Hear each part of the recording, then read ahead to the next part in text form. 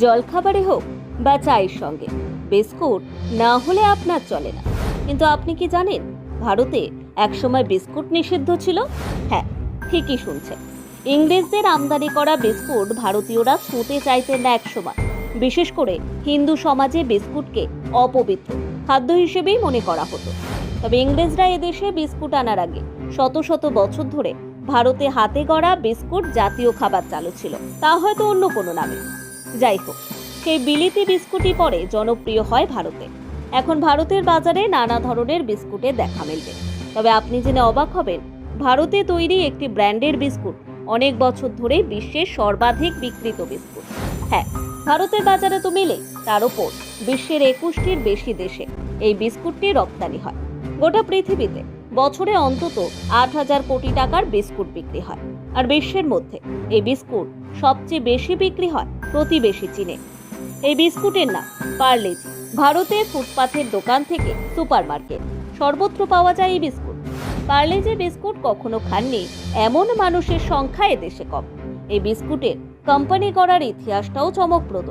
তখন স্বাধীনতা আন্দোলনের সময় স্বদেশী আন্দোলনে প্রভাবিত রেশম ব্যবসায়ী মোহনলাল মুম্বাইয়ের ভিলে পার্লে নামক এলাকায় একটা পুরনো ও পরিত্যক্ত কারখানা কিনে সেখানে কনফেকশনারি ব্যবসার পরিকল্পনা করেন। আসলে এই ঘটনার কয়েক বছর আগে মোহনলাল চৌহান জার্মানিতে গিয়ে বিস্কুট তৈরির কলা কৌশল রপ্ত করে ফেলেন। 1929 সালে তিনি জাহাজে করে বিস্কুট বানানোর মেশিনপত্র নিয়ে দেশে আসেন এবং পরিবারের 12 জন সদস্য মিলে কাজ শুরু করেন। ভারতে তৈরি এবং ভারতীয়দের জন্য তৈরি এই বিস্কুট দ্রুত সাধারণ মানুষের কাছে জনপ্রিয় হয়ে ওঠে। আজ দেশে পার্লেজির 130টিরও বেশি কারখানা এবং পার্লেজি প্রতি মাসে 100 কোটিরও বেশি বিস্কুটের প্যাকেট প্রস্তুত করে। মোহনলাল চৌহান যখন বিস্কুট তৈরির মেশিন কেনেন তার খরচ হয়েছিল 60,000 টাকা, অথচ এখন সেটি কয়েক হাজার কোটি টাকার বিস্কুট কোম্পানি। হ্যাঁ, 2013 সালে পার্লেজি ভারতের প্রথম 5,000 কোটি টাকার এফএমসিজি ব্র্যান্ড হয়ে ওঠে।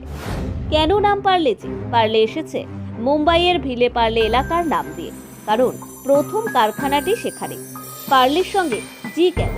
আসলে প্রাথমিকভাবে বিস্কুটটি শিশুদের গ্লুকোজ ডোজ দেওয়ার জন্য পার্লে গ্লুকো নামে তৈরি হলো। ক্রমে এটি বড়দেরও প্রিয় বিস্কুট হয়ে ওঠে। 1980 সালে গ্লুকোর পরিবর্তে জি ব্যবহার করে পার্লেজি নাম দেয় কোম্পানি। শুরুতে জি শব্দটি গ্লুকোজ অর্থে ব্যবহার হলো, পরে জি মানে জিনিয়াস হিসেবে পরিচিতির চেষ্টা হয়। যাই হোক, ওই একই সময় ব্রিটানিয়া সহ কয়েকটি সংস্থার বিস্কুট প্রতিদ্বন্দ্বিতায় ফেলে পার্লেজিকে। তখন পার্লেজির মোড়কের রং বদলে হলুদ করা হয়। মোড়কটি ছিল মোম কাগজে তৈরি, লোগোটিও ছিল রঙিন। এই ভারতীয় প্রতিষ্ঠানটি খুব ছোট পরিসরে শুরু হলো।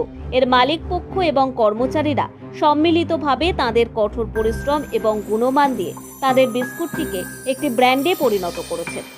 শেষ বেলায় আর একটা ইন্টারেস্টিং বিষয় জানিয়ে রাখি, দীর্ঘ কয়েক দশক ধরে মানুষের মনে প্রশ্ন ছিল পার্লেজি বিস্কুটের মোড়কে থাকা ছোট্ট মেয়ে ছবিটি কার।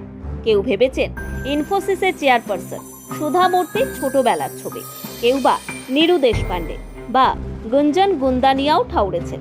কিন্তু বাস্তবে এটি একটি কাল্পনিক ছবি, শিল্পী মগনলাল দাহিয়া। যাই হোক, ক্রমবর্ধমান চাহিদার যোগান দিতে আমেরিকা, ইউকে, কানাডা, নিউজিল্যান্ড, মধ্যপ্রাচ্য এবং অস্ট্রেলিয়াতেও এখন পার্লেজির কারখানা। করোনা মহামারীর সময় পার্লেজি বিস্কুট কোটি কোটি মানুষের জন্য আশীর্বাদ হয়ে উঠেছিল। নিত্য প্রয়োজনীয় খাদ্যের মধ্যে প্রথম স্থানে ছিল পার্লেজি বিস্কুট।